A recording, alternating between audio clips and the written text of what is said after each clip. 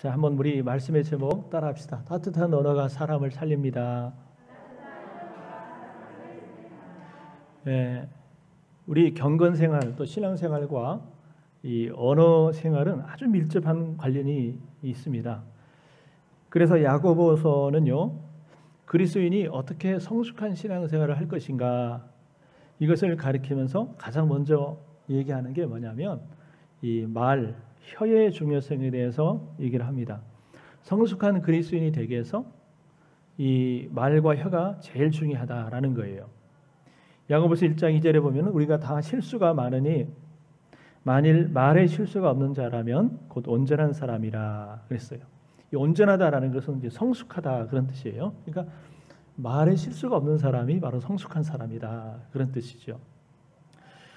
여러분, 말에 문제가 없는 사람이 신앙생활을 잘하는 사람이고 말에 문제가 많은 사람은 신앙생활을 잘 못하는 사람이다 라고 생각할 수가 있어요. 말이 씨가 된다는 말이 있어요. 많이 들어봤죠? 말이 씨가 된다라는 말이 있는데 어떤 목사님이 토요일 날 이제 설교 준비를 하는데 이 어린 아들, 유치원 다니는 아들놈이 자꾸 옆에 와가지고 아빠 같이 나랑 놀자고, 같이 놀아자라고 자꾸 이렇게 떼쓰는 거예요. 이게 안 된다. 지금 아빠 설교 준비해야 되니까 안 된다. 바쁘니까 안 된다. 나중에 하자. 그런데도 불구하고 계속 쫄라대는 거예요. 그러니까 이제 아빠가 화가 나가지고 지금 아빠 지금 설교하고 있잖니 나가. 그랬더니 이 아이가 화가 나가지고 문을 꽉 닫고 나가면서 한마디 합니다. 에이, 설교도 되게 못하면서. 응? 이 말을 듣니 얼마나 화가 나요.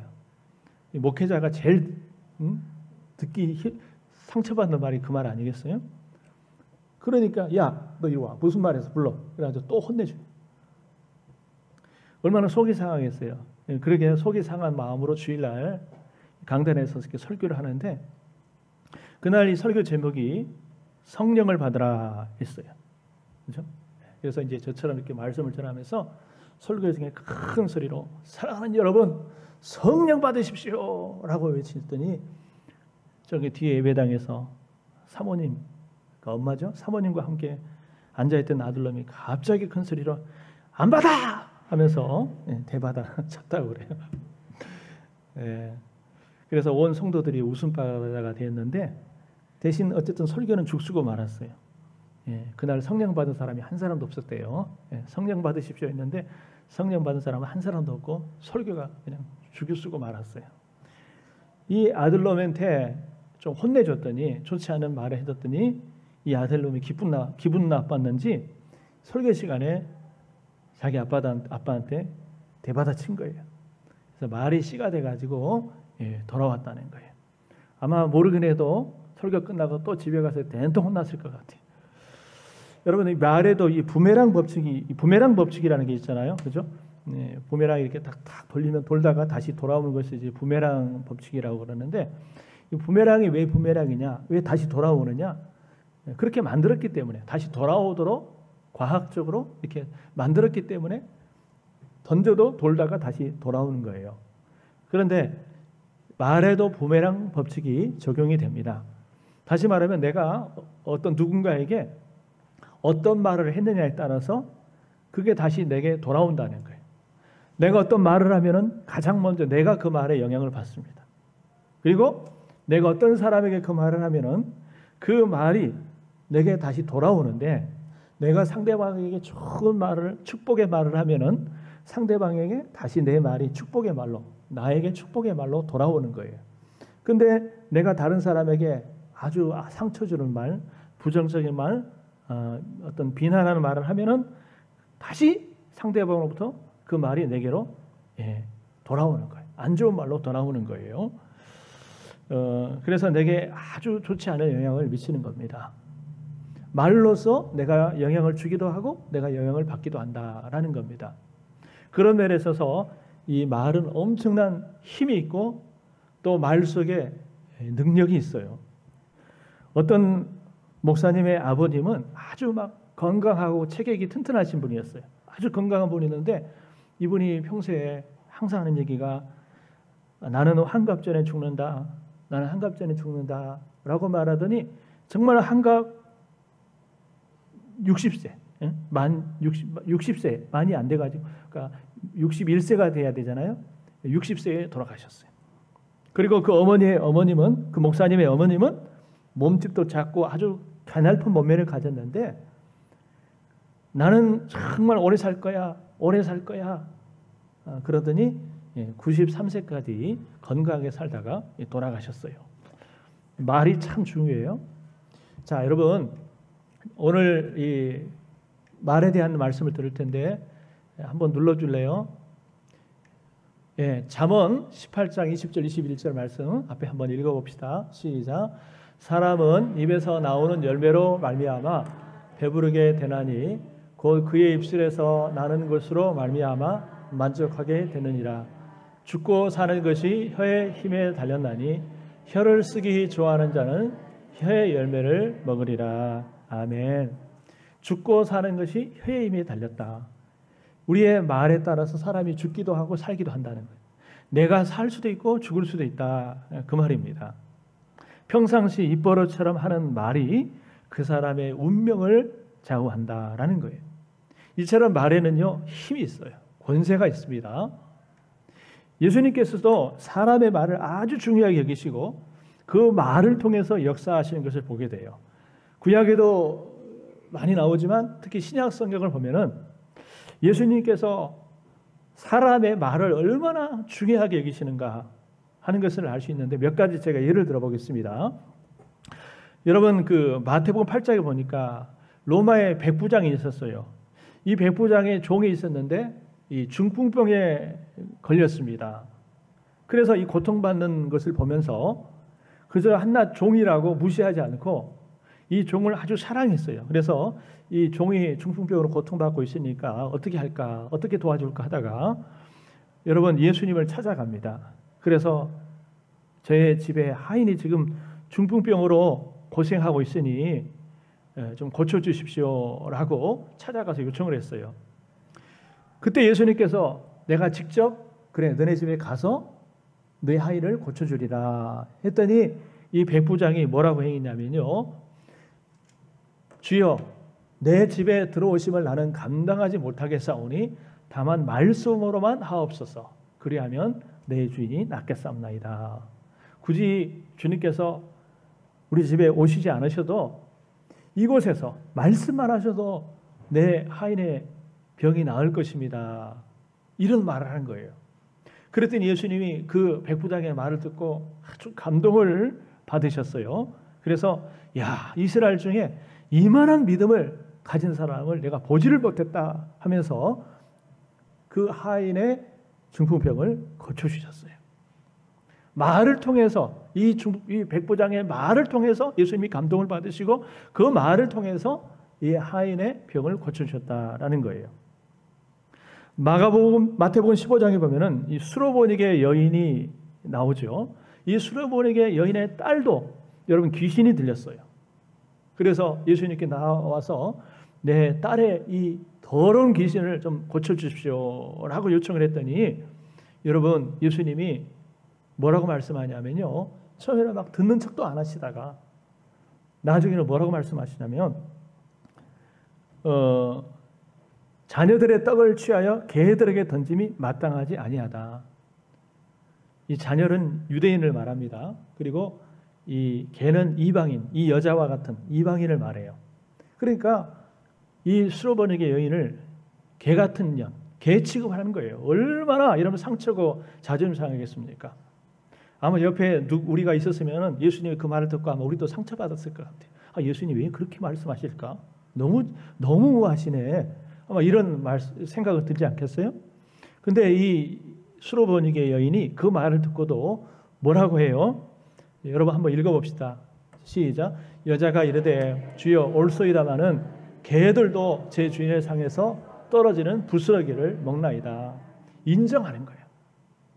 예수님이 왜 그렇게 말씀하십니까? 라고 따지거나 대들지 않고 주님, 그렇습니다. 나는 개 같은 존재입니다. 그러나 개들도 그 주인의 상에서 떨어지는 부스러기를 먹지 않습니까? 그러니 내게 부스러기 같은 은혜라도 내게 주십시오라고 말하는 거예요. 그랬더니 예수님이 이 말을 듣고 이렇게 말씀하세요. 한번 읽어봐요. 시작.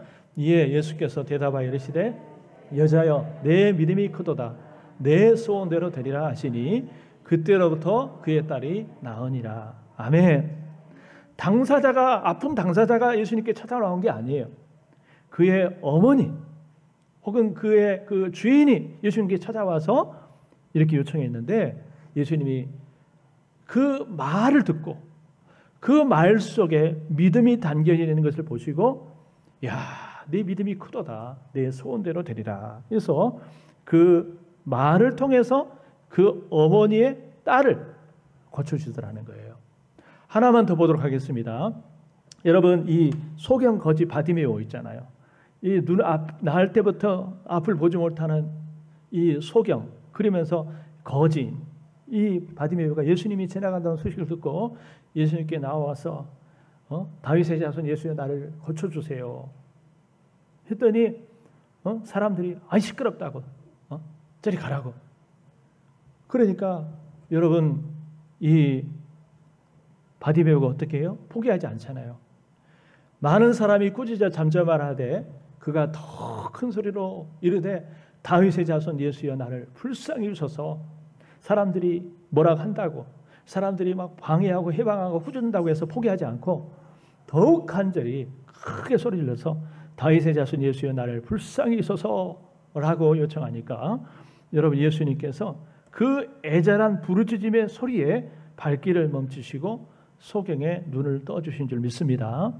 그렇게 그가 어떻게 말하는지, 뭐라고 말하는지 이걸 듣고 그걸 통해서 여러분, 주님이 역사하시다라는 거예요. 말 한마디는 이렇게 중요합니다. 그 말에는 힘이 있습니다.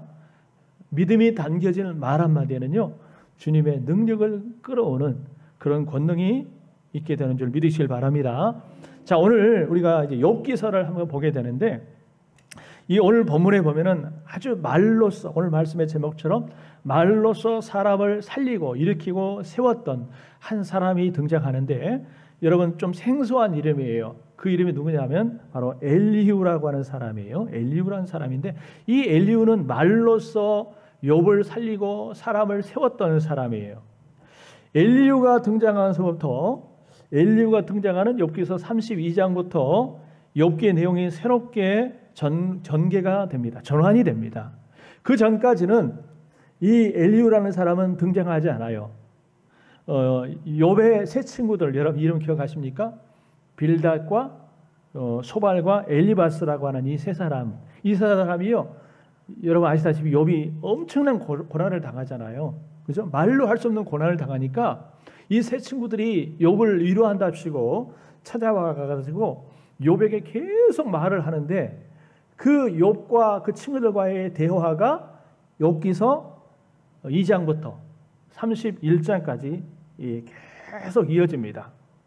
그러면서 이 욥이요, 안 그래도 이 고난이 큰데 그 친구들로부터 서로 말을 주고받고 하면서 너무나 마음이 막 상처가 생기고 막 무너질 대로 무너져 버린 거예요.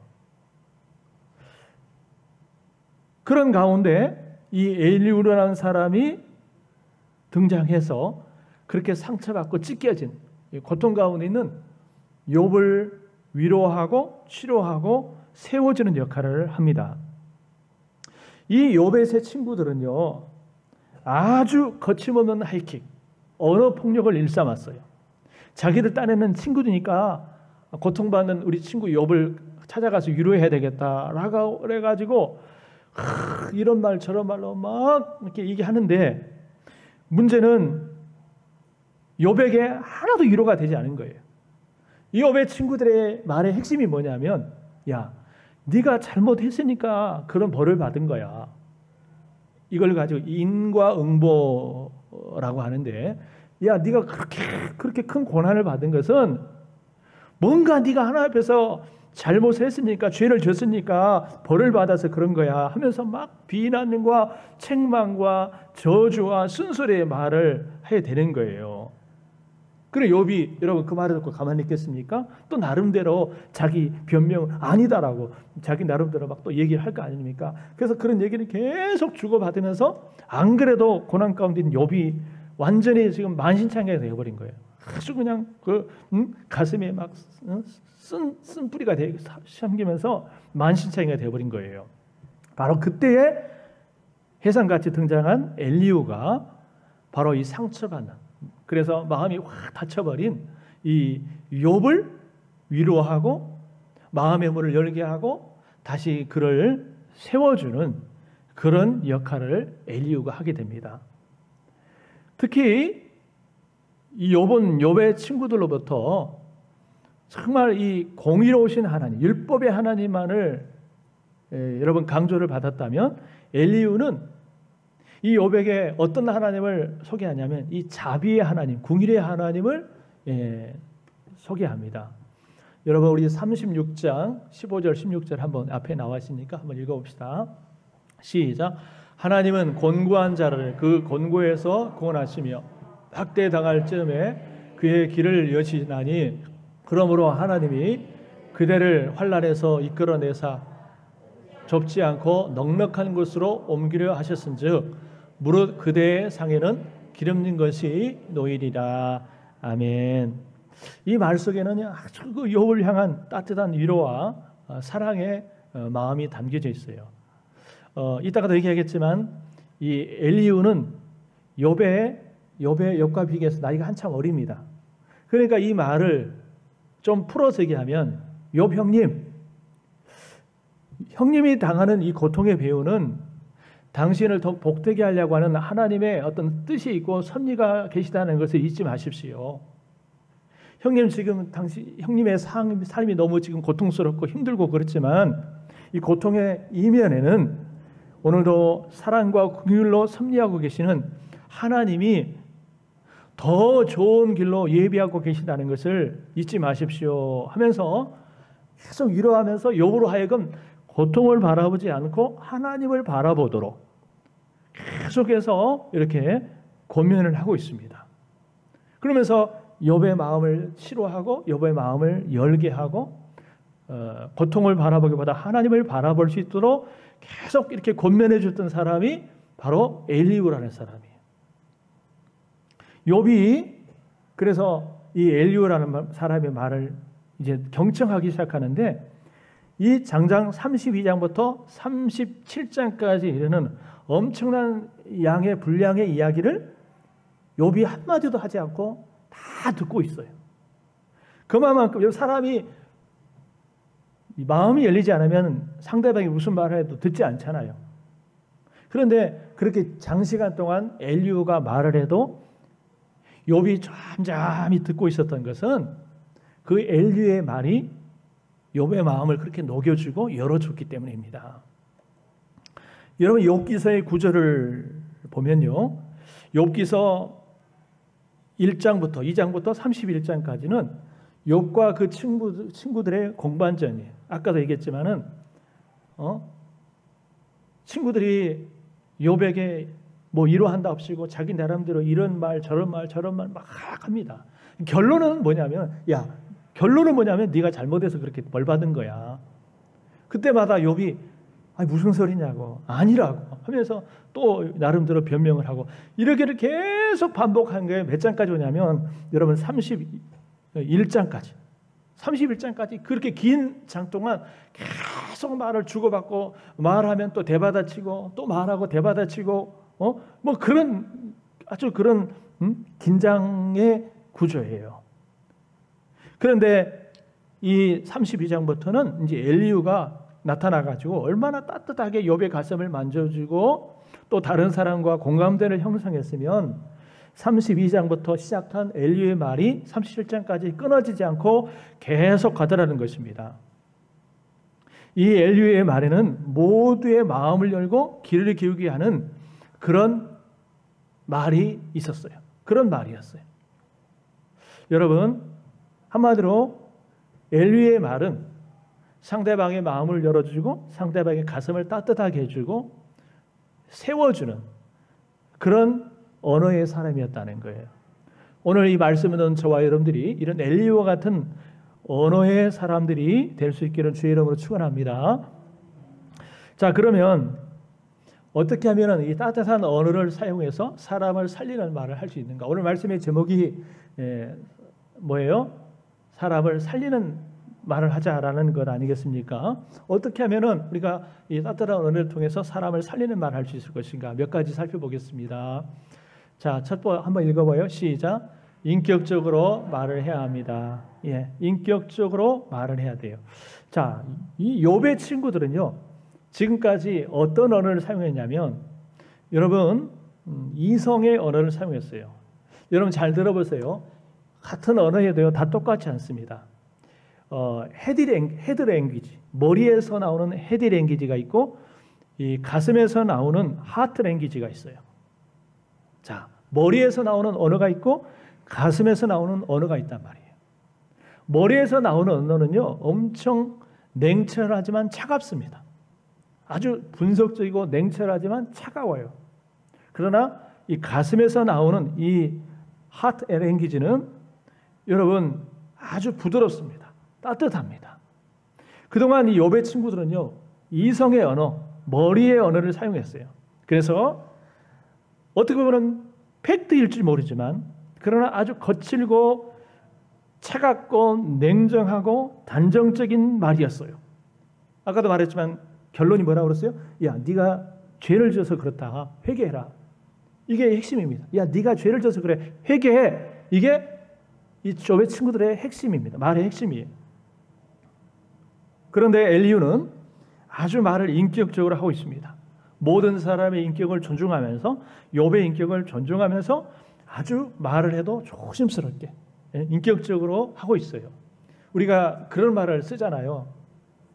나쁜 표현을 쓸 때 야, 뚫린 입을 하고 말을 함부로 하지 마. 그런 표현을 좀 쓰잖아요.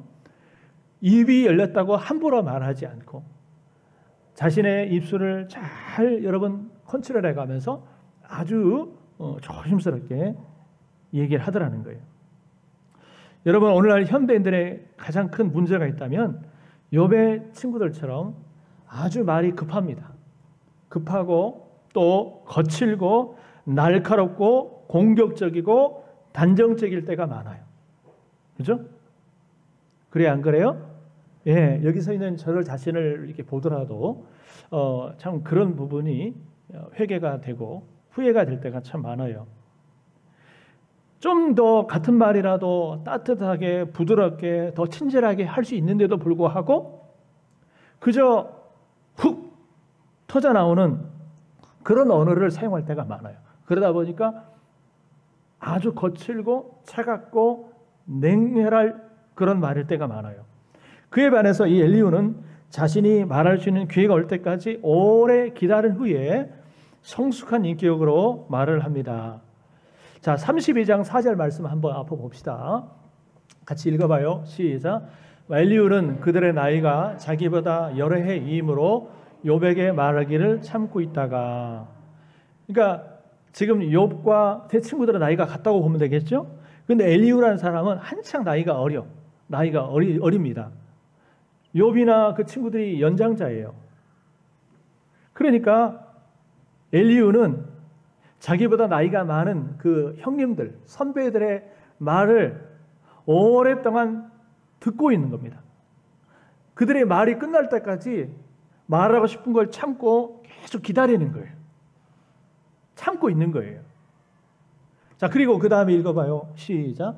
그러므로 내가 말하노니 내 말을 들으라. 나도 내 의견을 말하리라. 계속 이제 참고, 내가 말하고 싶은 거 있지만은 참고 기다리다가 어느 정도 그들의 말이 끝났다 싶으니까 형님들 이제 제가 좀 말을 하고 싶은데 괜찮겠습니까? 제 말 좀 들어주시겠습니까? 하면서 양해를 구하고 그때서야 비로소 말을 시작하더라는 거예요. 막 내가 하고 싶다고 해서요 그냥 말하고 있는데 끼어들지 않고, 여러분 이제 어느 정도 말이 끝나고 말할 기회가 올 때까지 기다렸다가 예의를 갖춰서 말하고 있는 그런 그 엘리후의 모습을 보게 됩니다.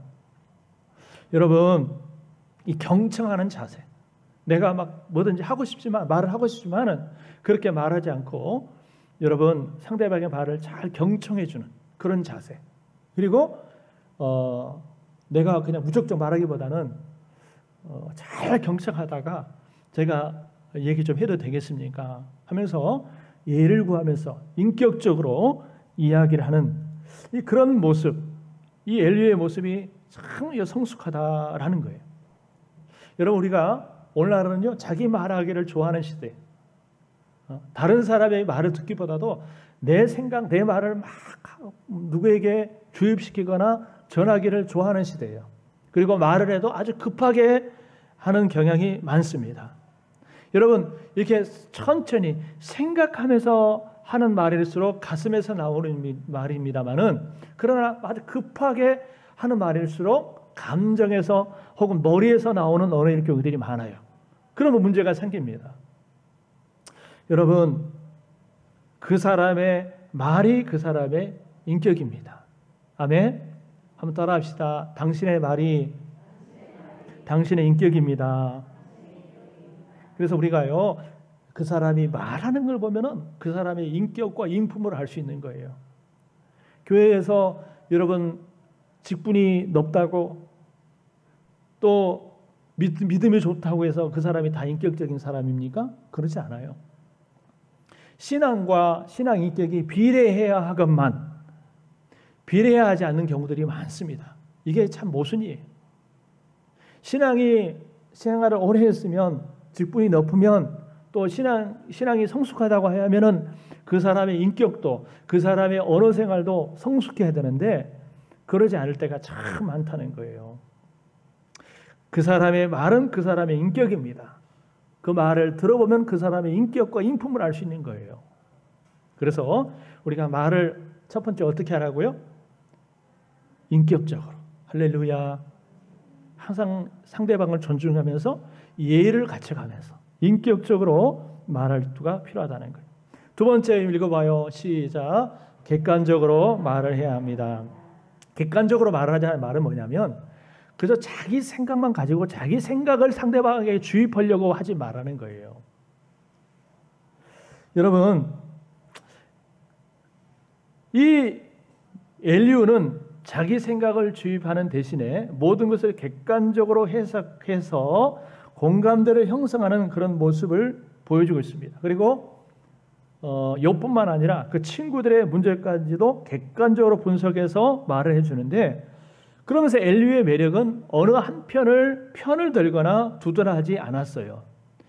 여러분, 내가 저 사람과 가까우니까 그 사람이 잘못하든 했는데도 불구하고 나는 네 편이야, 나는 네 말에 동조해.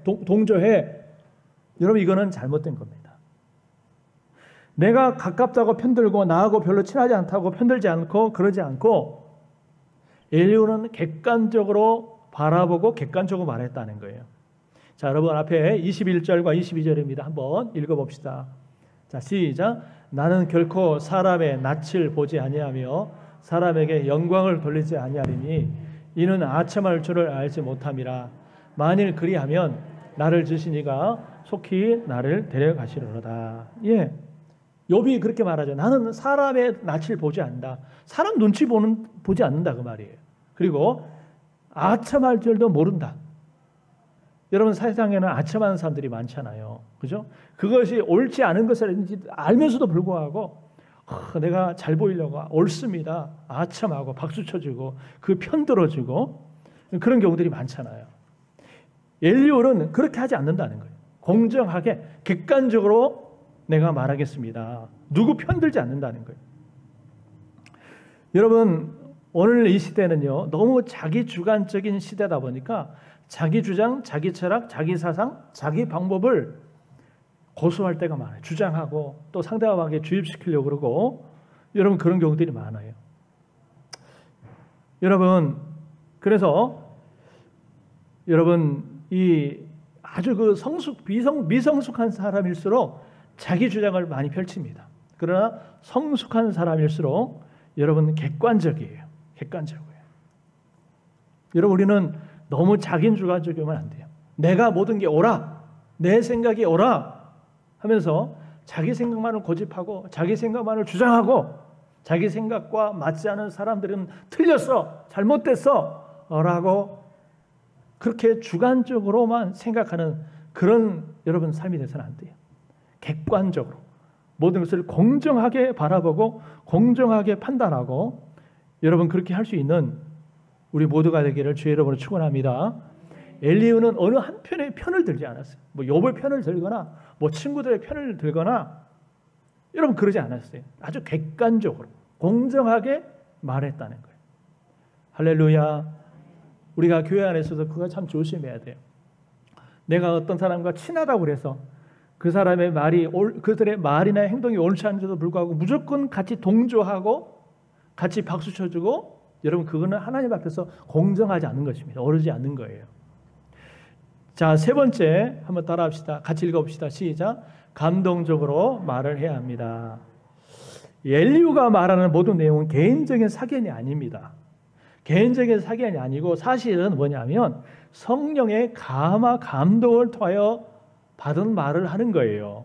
자, 여러분 오늘 이 8절 한번 읽어볼게요. 자, 시작. 그러나 사람의 속에는 영이 있고 전능자의 숨결이 사람에게 깨달음을 주시나니. 여러분, 제가 표준 번역으로 읽어볼게요. 그러나 깨닫고 보니 사람에게 슬기를 주는 것은 사람 안에 있는 영, 곧 전능하신 분의 입김이라는 것을 알았습니다. 그리고요 또 하나 봅시다. 18절 시작. 내 속에는 말이 가득하니 내 영이 나를 압박하나이다.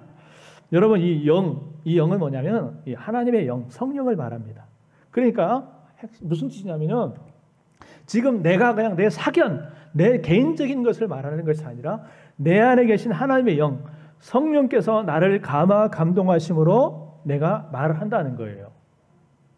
내 개인 주관 아닙니다.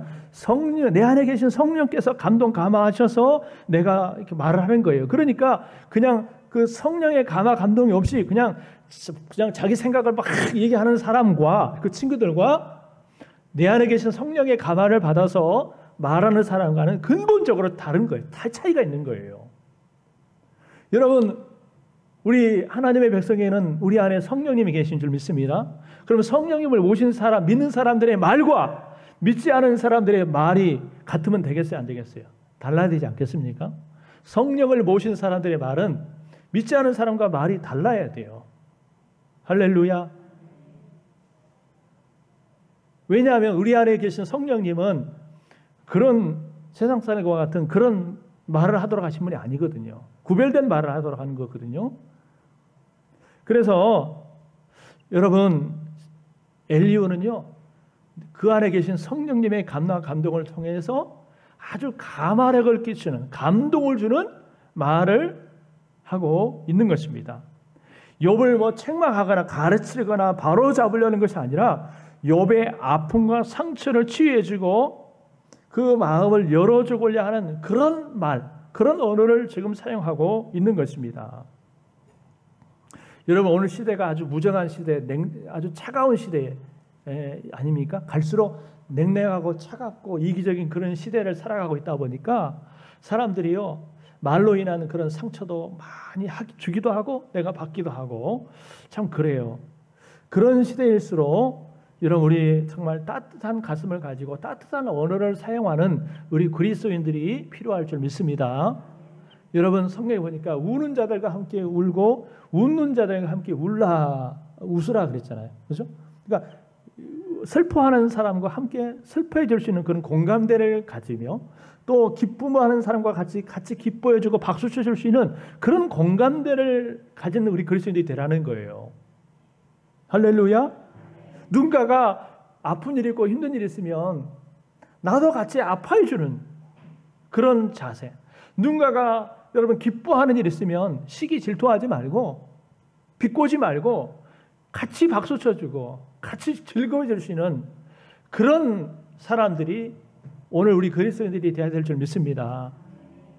바로 그런 사람이 상대방 마음을 열 수가 있는 거예요. 상처를 치유할 수 있는 사람들이 되는 거예요. 우리 교회가 또 우리 모든 성도들이 정말 그렇게 사람들과 같이 함께 울어주고 함께 웃어주고 함께 아파해주고 함께 기뻐줄 수 있는 그런 공감대를 형성해 줄 수 있는 그런 사람들이 되기를 간절히 소원합니다. 그래서 사람의 마음을 감동할 수 있는, 감동시킬 수 있는 그런 사람들이 되었으면 좋겠어요. 그 다음에 여러분 이제 마지막입니다. 한번 읽어봅시다. 네 번째 읽어봅시다. 시작. 예, 자 아까도 말씀드렸지만 이 욥의 친구들은 고통받는 욥을 찾아와서 위로한다고 했는데 이 헤드랭귀지, 이성의 언어, 머리에서 나오는 그런 언어를 통해서 자꾸 오히려 욥을 더 힘들게 하고 상처받게 하고 더 아프게 했어요. 좌절하게 하고 절망하게 했어요. 여러분, 욥의 친구들의 말이요 무조건 다 틀린 건 아닙니다. 그러나 그러니까 그 속에는 옳은 말이 있다 그 말이에요. 그러나 옳은 말이라고 해서 다 맞는 말은 아닙니다. 이게 무슨 뜻이냐면은 우리가 그런 표현을 쓰잖아요. 저 사람은 바른 말하기를 좋아하는 사람이야. 저 사람 바른 말하기를 좋아하는 사람이야. 그런 얘기 들어보시죠? 바른 말은 필요합니다만은 그러나 너무 자기가 의로워서 바른 말하기를 좋아함으로써 상대방에게 오히려 그 바른 말로 인해서 상대방을 아프게 하고 상처를 주는 경우들이 많아요. 경우에 합당한 말을 해야 되는데 지금 그 말을 해줄 때가 아닌데 그 말을 바른 말이긴 합니다만 지금 그 말을 해줄 때가 아닌데 그 말을 함으로써 상대방에게 여러분 이 절망을 주고 좌절을 주는 그런 경우들이 많아요. 그런데 엘리후는 이 불안과 좌절 가운데 있는 욥에게 안정감을 줍니다. 신뢰감을 줍니다. 정죄하는 하나님이 아니라 사랑의 하나님, 긍휼의 하나님을 여러분 말해주면서 그 하나님을 바라보도록 하는 거예요. 자, 앞에 한번 읽어볼게요. 33장 26절입니다. 시작. 그는 하나님께 기도함으로 하나님 은혜를 베푸사 그로 말미암아 기뻐 외치며 하나님의 얼굴을 보게 하시고 사람에게 그의 공의를 회복시키시느니라. 아멘. 지금 욥의 형님이 지금 너무 지금 고통 가운데 있고 고난 가운데 있고 좌절 가운데 있고 말할 수 없는 그런 슬픔 가운데 있지만 그러나 하나님께 기도하면 하나님이 은혜를 베풀어 주실 것입니다. 그리고 결국은 회복시켜 주실 것입니다. 그런 그 희망을 주는 용기를 주는 그런 말을 하고 있어요. 하나님이 회복시켜 줄 것입니다. 그 희망의 메시지, 희망의 복음을 지금 선포하고 있는 거예요. 그러니 여러분 그래도 욥이 이 말을 들으면서 어떻게 해요? 그래 내가 이렇게 고난이 있지만은 그 궁일의 하나님, 소망의 하나님을 바라봐야 되겠구나. 하나님이 나를 회복시키신다니 그 하나님을 바라봐야겠다 하면서 희망을 품지 않겠어요? 할렐루야. 엘리후는 이 욥에게 희망의 하나님, 회복의 하나님을 지금 말해주고 있습니다. 희망을 가지라는 거예요. 충고해주고 훈계해주고 그저 어떤 그 이성적으로 상담해주는 것이 아니라 그 희망의 하나님, 소망의 하나님을 지금 말해주고 있는 거예요. 여러분 우리가 항상 말을 할 때 희망적으로 말하시길 바랍니다. 부정적으로 말하지 마십시오. 지금 상황이 아무리 어두워도 부정적으로 말하지 마시고 우리에게는 소망의 하나님이 계시니 그 하나님을 소망의 하나님을 믿는 믿음으로 항상 소망을 선포하시기를 주의 이름으로 축원합니다. 소망으로 말하세요. 소망의 하나님. 그러면 이제 마지막으로 자 어떻게 하면 다른 사람이 희망을 줄 수 있는 언어를 할 수 있을 것인가? 간단하게 자 따라합시다. 축복의 말을 하자. 여러분 이 욥의 친구들이 욥에게 어떻게 보면 이제 너무나 사실적이고 차갑고 정죄하는 말을 했다면은 이 엘리후는요 복을 주는 말을 했어요. 축복의 말을 했어요. 여러분 32장 2절에 보니까 엘리후를 소개하기를 이렇게 소개합니다. 바라겔의 아들 엘리후 이렇게 소개하는데 바라겔은 그 아버지잖아요. 하나님이 축복하신다, 복 주신다, 이제 그런 뜻이 있고요. 엘리후라는 뜻은 그 하나님은 내 하나님이다, 그런 뜻이 있어요. 이름 속에 뜻이 있어요. 그죠? 예. 우리 김영주 선생님 아들이 이한이야. 김이한. 이한이 보니까 그 예수님의 제자들 가운데 요한. 유럽인가요? 유럽에서는 요한을 이한이라고 발음한다나요? 그래서 이한이다. 근데 이름이 참 좋아요. 할렐루야. 예, 이한. 이름 속에 그 부모의 뜻이, 그 소원이 있고 희망이 있고, 여러분 그 꿈이 담겨져 있잖아요. 이 성경에서 이름의 의미가 참 중요한데, 아버지 이름은 하나님이 축복하신다. 그 엘리후는 그 하나님 내 하나님이다. 그러니까 이걸 합치면 축복의 하나님이 내 하나님이다. 하나님이 내 인생을 축복하신다. 뿐만 아니라 그 내 인생을 축복하신 하나님이 당신도 축복하실 것입니다. 이런 의미가 담겨져 있는 거예요. 여러분, 이처럼 엘리후는 욥에게 축복의 말을 해줬어요. 여러분, 우리가 입을 열어서 주변 사람들에게 복을 빌어주는 말을 많이 하시길 바랍니다. 일단 가족끼리, 남편은 아내에게, 아내는 남편에게, 또 부모님에게, 부모는 자녀들에게 입을 벌려서 여러분 축복의 말을 많이 선포하시길 바랍니다. 하나님이 그 축복의 말을 통해서 내가 축복하는 그 누군가를 정말 잘되게 하고 복 줄 줄 믿습니다. 너희 말이 내 귀에 들린 대로 내가 행하리라 했잖아요. 그러니까 우리가 주의 이름으로 축복을 하면은 어떤 방법으로든지 어떤 때든지 하나님이 반드시 축복을 이루신다는 사실을 믿으시고 항상 축복의 말 많이 하십시오. 우리 성도님들 모여서 서로 항상 축복의 말을, 복을 빌어주는 말을 많이 하시길 바랍니다.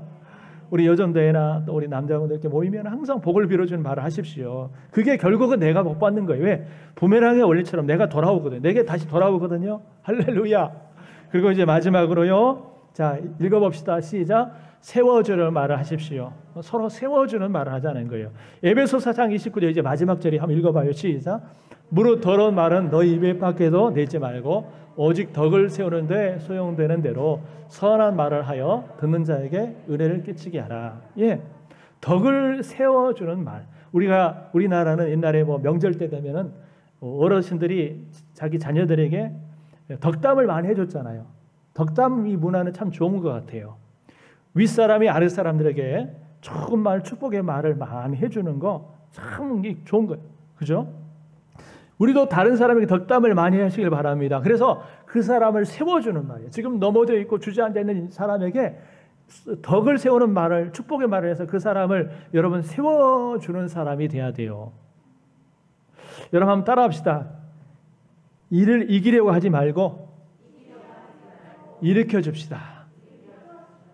길을 꺾지 말고 세워줍시다. 예. 그래서 그 사람을 세워주라는 말. 어떻게 막 무너뜨리려고 넘어뜨리려고 깎아내려고 하지 말고 넘어진 사람 어떻게 하라고요? 일으켜주자. 세워주자. 지금 기가 죽어있는 사람을 길을 세워주자는 거예요. 할렐루야.